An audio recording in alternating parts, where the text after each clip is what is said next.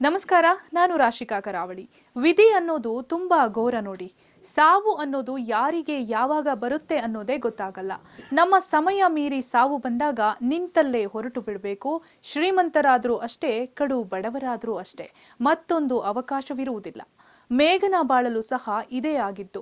Just ಒಂದೇ ಒಂದು ಕ್ಷಣ ಈಕೆ ಬಾಳಲ್ಲಿ ಏನೆಲ್ಲ ಆಗೋಯ್ತು ಗೊತ್ತಾ?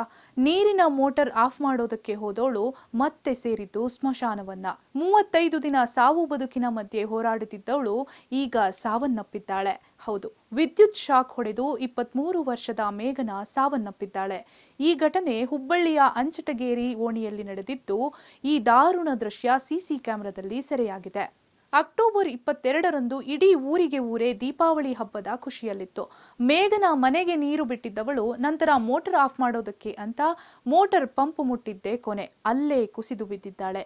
ಅಮ್ಮ, ಅಪ್ಪ ಅಂತ ಕೂಗಾಡಿದ್ರು ಯಾರೂ ಸಹ ಬರಲಿಲ್ಲ. ಸುಮಾರು 1 ನಿಮಿಷ ಅಲ್ಲೇ ಬಿದ್ರೂ ಯಾರೊಬ್ಬರೂ ನೋಡಲಿಲ್ಲ.